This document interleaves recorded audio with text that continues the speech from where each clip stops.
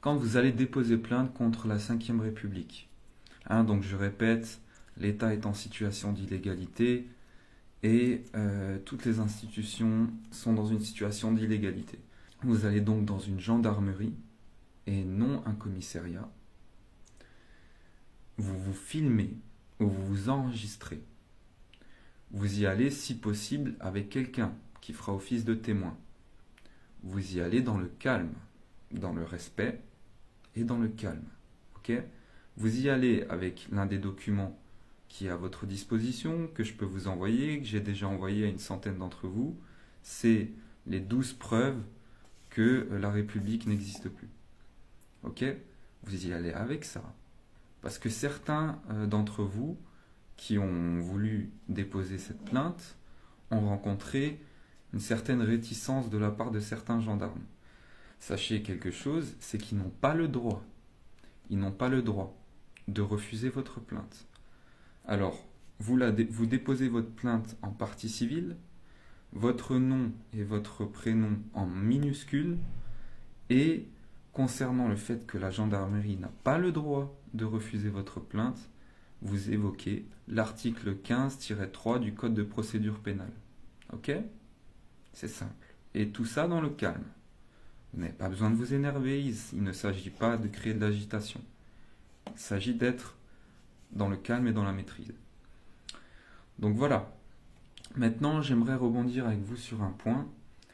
Je vais vous identifier, vous aurez accès on va dire, au précurseur de cette initiative qui est Titi de France, que certains d'entre vous ont peut-être vu ou connaissent déjà. Donc voilà, il pourra également vous aider plus amplement à prendre confiance dans cette démarche. Mais là, on vous dit déjà tout. Maintenant, moi, si vous voulez, parce que le discours, c'est quoi ? C'est qu'entre le 25 mars et le 8 avril, il y aura donc une opération. Et d'après Titi, justement, et d'après ce groupe-là. Le 8, il y aura donc un blackout et l'armée commencera à faire son travail et mettra en place un tribunal militaire pour destituer justement toutes ces personnes au gouvernement en situation d'illégalité. Il semblerait également qu'il va se passer des choses pendant les JO, que les JO ne vont pas avoir lieu, ou qu'il va se passer quelque chose pendant les JO s'ils ont lieu. Moi, je n'ai pas d'informations ou de sources militaires concernant ces deux points-là. Donc ça, pour moi, c'est de l'ordre du probable. Mais voilà, ce que je veux vous dire, deux choses par rapport à ça, c'est que soyez toujours vigilants. Regardez ce qui est bon et regardez ce qui est probable, regardez ce qui est valable, regardez ce que vous expérimentez. Et concernant cette démarche juridique, où je vous ai donné les documents, on peut tout vous envoyer, ça c'est du concret. C'est du concret quoi qu'il arrive. Qu'il se passe quelque chose le 8 ou pas, que les JO soient annulés ou qu'il se passe quelque chose pendant les JO, la démarche juridique est valable. Voilà.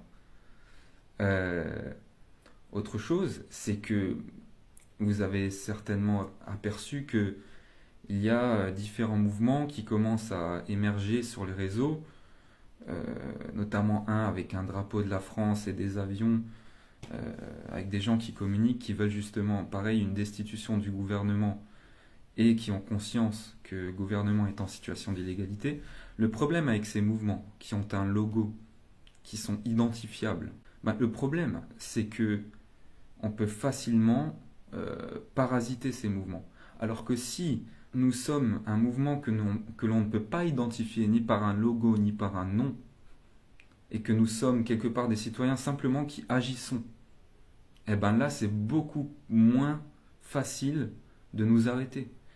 Et c'est là que j'attire votre attention également, c'est que tant qu'on sait ce qu'on doit faire, tant au niveau humain que juridique, peu importe, nous n'avons pas besoin qu'un mouvement soit identifiable. Nous sommes ensemble, nous communiquons dans le réel et dans les réseaux, et on n'a pas besoin de dire nous sommes tel et tel mouvement. Ça, selon moi, c'est un piège. Il faut simplement savoir ce que l'on doit faire, ce que chacun doit faire, et dans quelle actions nous devons nous regrouper, sans avoir besoin d'avoir une étiquette. Et ça, c'est très important selon moi. Donc pour conclure, soyez constamment vigilants concernant l'information, prenez en compte, écoutez, triez, prenez du recul, ne donnez votre confiance aveuglément à personne. Ne cherchez pas d'idole, arrêtez de chercher des idoles. Arrêtez de chercher des idoles. Si vous devez avoir une idole, ça ne doit être que de l'ordre de l'inconditionnel. Si vous voyez ce que je veux dire. De l'ordre du divin quelque part. Et chercher une idole ailleurs, c'est un piège également.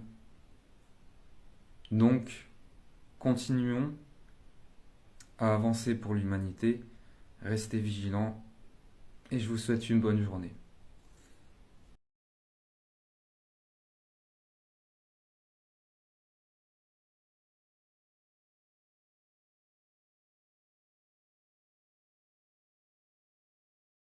Des manifestations partout dans le monde contre les dirigeants. Un World Economic Forum. Une guerre mondiale aux portes de l'Europe. Et on joue aux jeux vidéo. Ah, et on va travailler, c'est très important. Qu'est-ce qu'on fait d'autre aussi? Ah oui, des YouTube, des TikTok comme moi maintenant. Voilà ce qu'on fait. Pourquoi on fait ça? Parce qu'on est dominé. Bah oui, on est dominé, je suis dominé, tout le monde est dominé, on est tous dominés. Les gars nous disent très clairement, ouvertement, qu'ils vont mettre un terme à nous.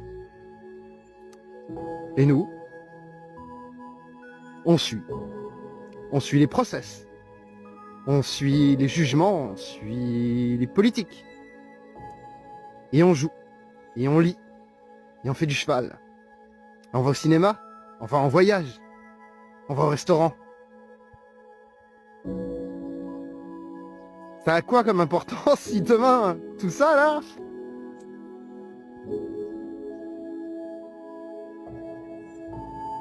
ça n'existe plus? Tu me dis, c'est quoi l'intérêt de tout ça? Hein? Pourquoi on fait tout ça? Parce qu'on nous a endormis. Là, j'ai grave envie de pleurer là.